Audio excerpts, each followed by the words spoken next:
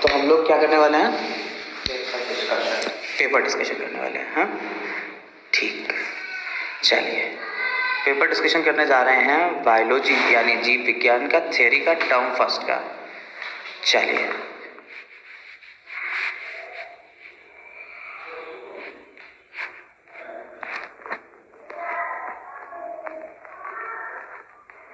पहला क्वेश्चन है, a typical hilum in a typical angiospermic ovule represents the junction between. ये किसके बीच junction को रिप्रेजेंट करेगा? तो ये जंक्शन रिप्रेजेंट करता है body of ovule and funicle. ठीक है, इसका आंसर है C, body of the ovule and funicle. अब जो ये डायग्राम दिख रहा है, क्रॉस सेक्शन है ये आपका यंग एंथर का। Choose the labelling shown correct placement. अब ये जो आपको डायग्राम है इसमें लेवलिंग आपको मेंशन कर रहे हैं, और लेवलिंग में आपका जो थर्ड वाला है वो है एपिडर्मिस, सेकंड वाला है एंडोथीसियम, फोर्थ है मिडिल लेयर और लास्ट वाला है टेपिटम। आंसर जा रहा है इसका सेकंड, टेपिटम, एंडोथीसियम, एपिडर्मिस और मिडिल लेयर। इसके बाद ये पहुंचते हैं अगले पेज पे। देखिए अगले पेज पे टर्म दिया हुआ है यहाँ पे, term used for embryo entering into the state of inactivity as the seed mature। तो seed जब mature होता है तो जब वो state maturity की है और वहाँ पे inactive state में आ जाता है तो उसे कहते हैं dormancy। Next है diploidy of apomictic embryo develop from the integument cell, the megaspore mother cell without reduction division respectively will be। क्या होगा? 2n और 2n। एपोमिक्टिक एम्ब्रियो है जो इंटेगुमेंट और मेगास्पोर मदर सेल से बन रहा है, तो मेगास्पोर मदर सेल और इंटेगुमेंट दोनों की सेल्स 2n रहती है और बिना रिडक्शन डिवीजन के हो रहा है तो 2n 2n पे ही चला जाएगा। नेक्स्ट है फिफ्थ, आपको डायग्राम दिया हुआ है और डायग्राम में लेवलिंग दी हुई है W, X, Y और Z की। तो W क्या है, X क्या है, Y क्या है और Z क्या है, आपको इसे मैच करना है। माइक्रोपाइलर रीजन है W, Y जो है वो है सिनर्जिड्स, X है आपका एंटीपोडल सेल और Z है आपका सेंट्रल सेल, जिसमें आपको A ऑप्शन करेक्ट जा रहा है। नेक्स्ट क्वेश्चन इसमें देख लेते हैं। नेक्स्ट क्वेश्चन क्या है? नेक्स्ट क्वेश्चन है, breast feeding the baby acts as a natural contraceptive for the mother because it prevents. आप देखिए इसमें चार चीजें दी हुई हैं, ओव्यूलेशन, मैचुरेशन, इंसेमिनेशन और फर्टिलाइजेशन। ओव्यूलेशन को प्रिवेंट करता है, ये बात सही है। इसके बाद मेंस्ट्रुएशन को प्रिवेंट करता है, ये भी बात सही है। इंसेमिनेशन और फर्टिलाइजेशन को प्रिवेंट नहीं करेगा, तो आंसर इसका जाएगा 4।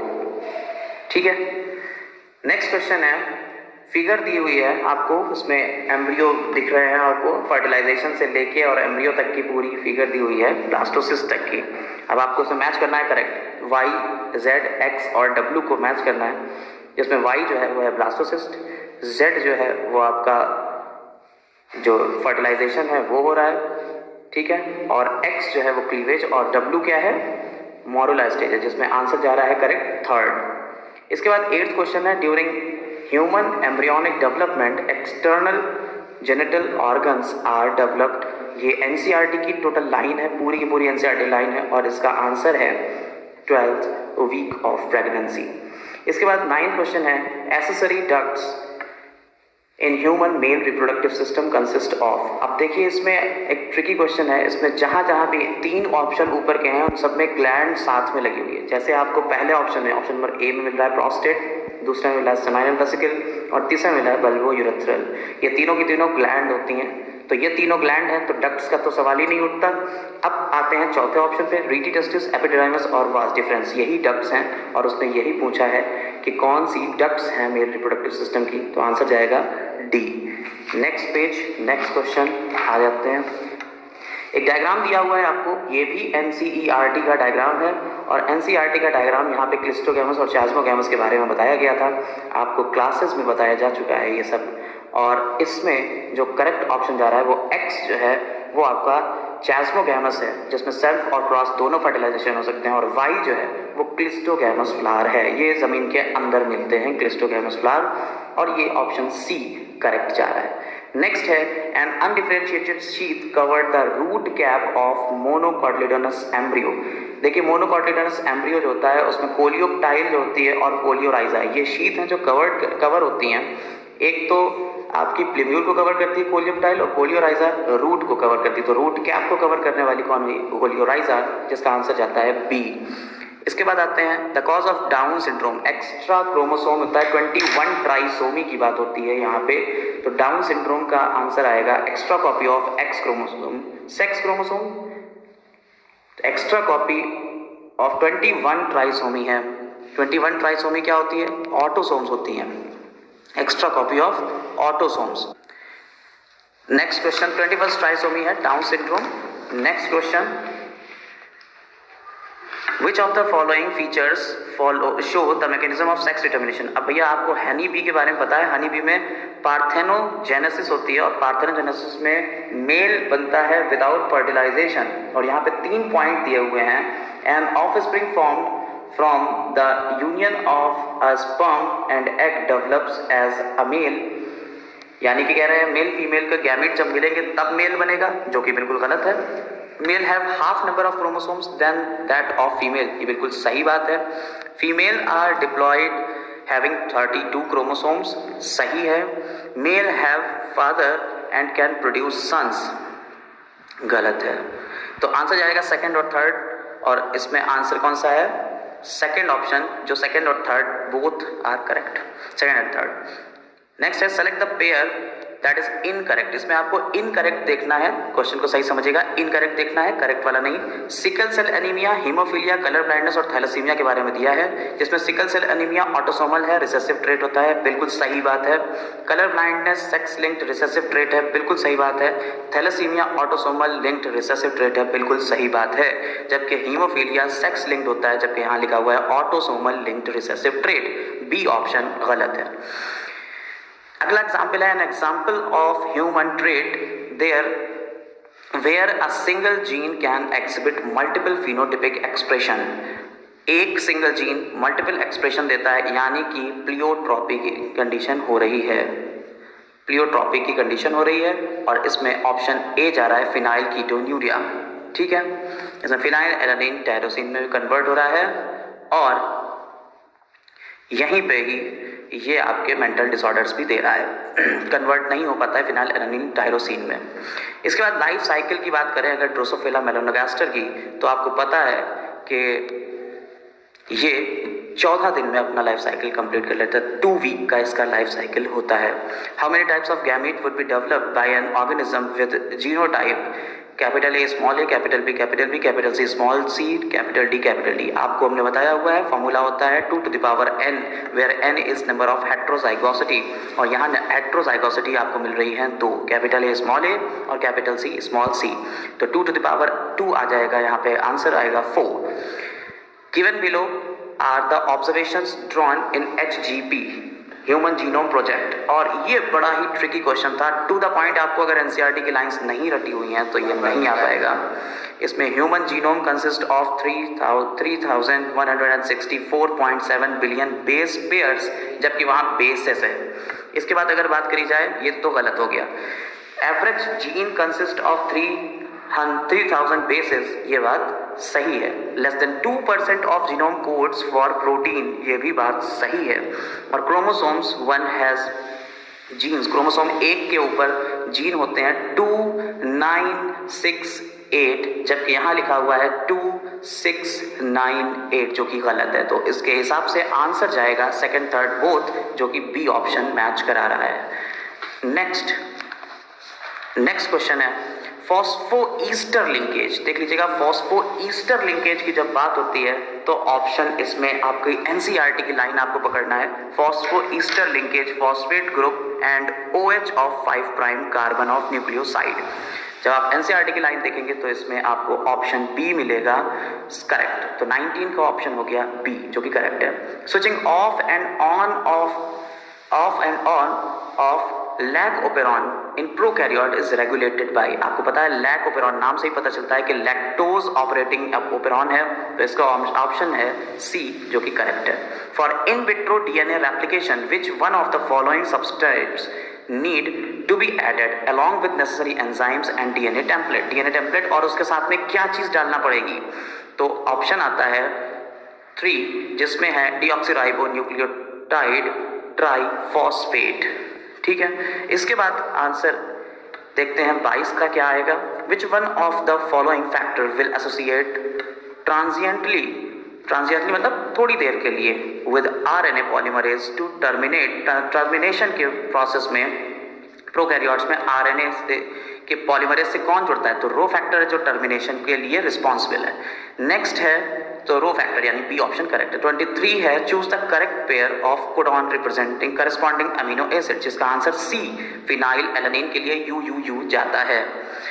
24 during elongation process of translation the peptide bond formation between amino acid is catalyzed by ribosomal RNA. आपको एनसीईआरटी की लाइन मिल जाएगी 23 SRRNA जो राइबोसोमल आरएनए होता है। 23 SRRNA है, एनसीईआरटी की डिट्टो लाइन है ये। इसके बाद सेक्शन बी में आ जाते हैं और सेक्शन बी में असर्शन रीजन के ऊपर आ जाते हैं। ऑप्शंस आप पहले समझ लीजिए असर्शन रीजन के ऑप्शन क्या हैं। पहले ऑप्शन जो है जिसमें दोनों ट्रू हैं और करेक्ट एक्सप्लेनेशन है। दूसरा ऑप्शन है दोनों ट्रू हैं लेकिन करेक्ट एक्सप्लेनेशन नहीं है पहले में। तीसरा ऑप्शन है एक ट्रू है एक फॉल्स है। चौथा ऑप्शन है एक फॉल्स है दूसरा ट्रू है। आ जाते हैं पहला, through reproductive and child health programs in India we could bring down the population growth rate।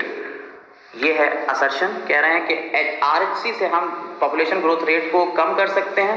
और दूसरा है इसका रीजन है कि रैपिड इंक्रीज इन एमएमआर यानी मैटरनल मोर्टेलिटी रेट और आईएमआर यानी infant mortality rate were the reasons along the other reasons for this. देखिए एमएमआर और आईएमआर जो है वो चाइल्ड बर्थ केयर प्रोग्राम के अंडर नहीं आते हैं, तो इसका ऑप्शन जाएगा सी।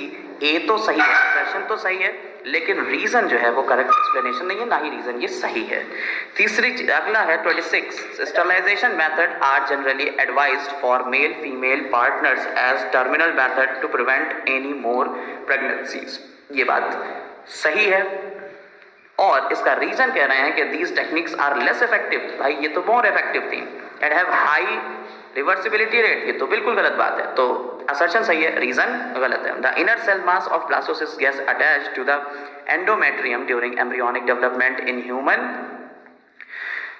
ये बात क्या सही है? इनर सेल मास तो नहीं होता है, ट्रोफोब्लास्ट की सेल्स जो होती हैं वो अटैच होती हैं, जो कि ये असर्शन गलत होता है। अब रीजन कह रहे हैं the blastomeres in blastocyst gets arranged into trophoblast and inner cell mass. हाँ ये बात बिल्कुल सही, तो आंसर जाएगा इसका डी सही। There is expression of only one gene of the parental character and in the Mendelian monohybrid cross in F1 generation। NCERT की लाइन है और ये बात सही है। In dissimilar pair of factors one member of the pair dominates the other। ये भी NCERT की लाइन है और इसका आंसर है A, बिल्कुल सही ए आंसर आएगा। इसके बाद आते हैं नेक्स्ट 29 क्वेश्चन के ऊपर। 29 क्वेश्चन कहता है कि select the correct option for HCG human chorionic gonadotropin. तो यहाँ पे 4 ऑप्शन दिए हुए हैं। Help in maintenance of pregnancy, leads to rupture of Graafian follicle, cause strong uterine contraction of child during child birth, bring metabolic changes in the mother. तो इसमें 2 option सही है 2 ऑप्शन गलत हैं। पहला और चौथा यानी help in maintenance of pregnancy और bring metabolic change in the mother, ये सही ऑप्शन है फर्स्ट एंड 4। तो आंसर करेक्ट जाएगा यहाँ पे बी। रेजिडुअल परसिस्टेंट न्यूक्लियस, जब भी परसिस्टेंट न्यूक्लियस आएगा तो आप उसे कहेंगे perisperm. Amongst the insects dominant biotic pollinating agent, ये वह सब आप एनसीईआरटी की लाइन पर आके देखेंगे। डिट्टो लिखा हुआ है, ऑप्शन डी इज करेक्ट, बीज। 32 The source of gonadotropin LH and its corresponding function। LH anterior pituitary से निकलता है और ओव्यूलेशन कराता है। 33 Specialized procedure to perform embryo in laboratory in which sperm is directly sperm को इंजेक्ट कर दिया जाता है, तो ICSH intracytoplasmic sperm injections। C listed below all reproductive tract infections except, देखिए A, C और D यानी genital herpes, trichomoniasis and syphilis, ये तीनों के तीनों इन्फेक्शंस होते हैं, लेकिन बी वाला नहीं होता है, तो बी वाला जो है वो करेक्ट ऑप्शन है filariasis. 35 genetic mechanism which prevents inbreeding depression in majority of angiospermic plants. Inbreeding depression को क्रॉस पॉलिनेशन बचा सकता है और ये आउट ब्रीडिंग प्रोग्राम के अंडर आता है, जिसका आंसर आएगा सेल्फ इनकम्पैटिबिलिटी, 35 का डी। इसके बाद आते हैं 36 के ऊपर। तो 36 क्वेश्चन है पाइसम सेटाइवम में वॉयलेट और वाइट के बीच में क्रॉस किया जाता है और ऑफ स्प्रिंग क्या आएगा।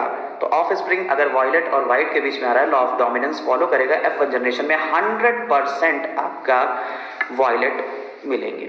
ठीक है, नेक्स्ट आ जाता है 37 में अगर आप क्रॉस को देखें तो एक्सपेक्टेड रेशियो 1:1:1:1 आता है आपका टेस्ट क्रॉस में, और टेस्ट क्रॉस सी वाला ही है जिसे टेस्ट क्रॉस कहते हैं। 38 the progeny of crossing between Snapdragon plant. Snapdragon यानी एंटीराइनोमजस, यानी कि आप समझ सकते हैं इनकम्प्लीट डोमिनेंस की बात हो रही है। अगर इनकम्प्लीट डोमिनेंस की बात हो रही है तो भाई साहब यहाँ 1:2:1 का रेशियो आता है। नॉर्मली आप समझ सकते हैं 25, 50 और 25% आएगा। ऑप्शन बी करेक्ट है।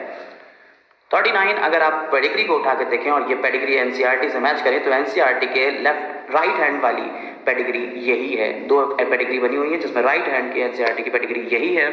और यहाँ पे आप इसका आंसर अगर देखें तो ये एक ऑटोसोमल रिसेसिव डिजीज है। एनसीईआरटी में इसे सिकल सेल एनीमिया कहा गया है, जबकि इसके अलावा एनसीईआरटी में जो डिजीज के नाम लिए गए हैं उसमें बहुत सारी ऑटोसोमल डिजीज हैं। फिनाइल कीटोन्यूरिया भी है। अगर आप सी ऑप्शन को देखें तो यहाँ ऑटोसोमल डोमिनेंट और मायोटोनिक डिस्ट्रॉफी है, जो एनसीईआरटी के राइट हैंड साइड वाली फिगर का ऑप्शन है, लेकिन इसका करेक्ट ऑप्शन है ए, तो इसका आंसर हुआ ए। 39 के बाद आता है 40 और 40 में एक क्रॉस किया गया है। ब्लड ग्रुप है ए, फादर का blood group A has father with blood group B and mother with blood group A B. एक चाइल्ड है जिसका ब्लड ग्रुप ए है, फादर का ब्लड ग्रुप बी है और मदर का ब्लड ग्रुप ए बी है। तो कह रहे हैं पॉसिबल जीनोटाइप क्या होंगे पेरेंट्स एंड चाइल्ड के।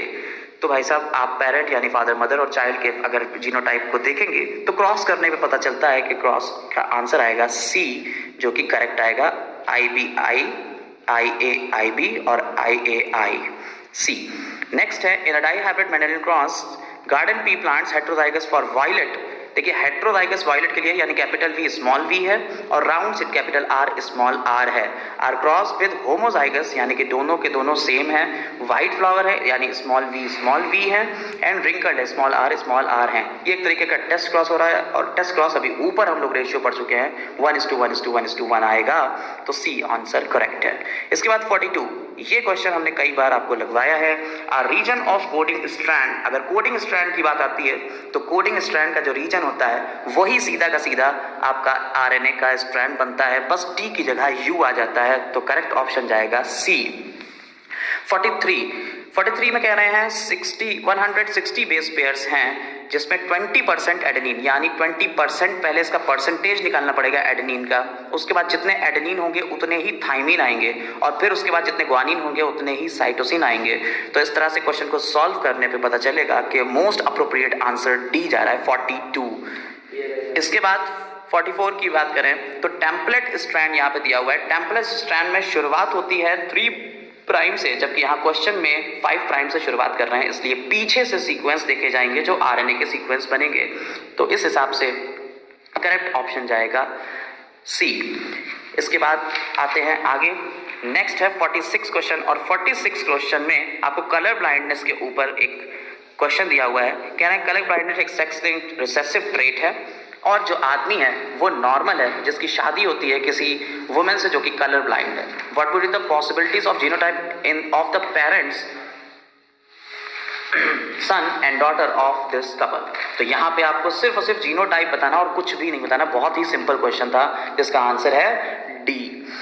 नेक्स्ट है 46 एनसीईआरटी की लाइंस उठा के देखिएगा, डिट्टो 46 क्वेश्चन मिलेगा आपको। tRNA has an anticodon loop that has bases complementary to the codon. Its actual structure is a compact molecule which looks like L, ठीक है, inverted L के जैसा दिखता है। तो ऑप्शन नंबर डी और इसका क्या है, ऑप्शन डी है, एंटीकोडॉन लूप और इन्वर्टेड एल।